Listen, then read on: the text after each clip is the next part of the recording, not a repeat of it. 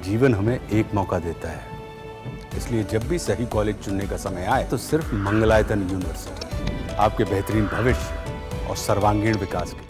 तमिलनाडु के बजट में रुपए के लोगों को हटाने के बाद एक नया विवाद सामने आया है।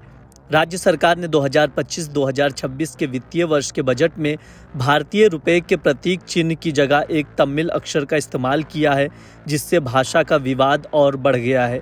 इस बीच रुपए के लोगो के डिजाइनर और IIT गुवाहाटी के प्रोफेसर डी उदय कुमार ने इस विवाद पर अपनी प्रतिक्रिया दी है। उन्होंने कहा कि ये महज एक संयोग है कि उनके पिता द्रमुक पार्टी के विधायक थे और इसके बावजूद उनका कोई राजनीतिक संबंध नहीं है। प्रोफेसर डी उदय कुमार ने स्पष्ट किया कि ये बदलाव राज्य सरकार का निर्णय है।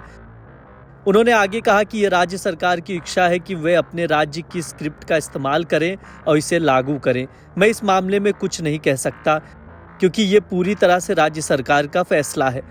उनका कहना था कि उनके पिता एन धर्मलिंगम ने 1971 में ऋषिवंदियम निर्वाचन क्षेत्र से द्रमुक पार्टी के विधायक थे।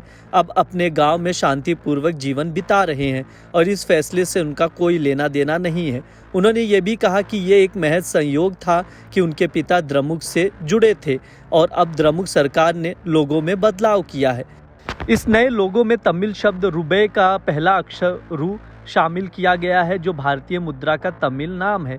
साथ ही ये लोगो सभी के लिए सब कुछ के संदेश के साथ आता है, जो राज्य की द्रमुक सरकार के समावेशी मॉडल का संकेत देता है।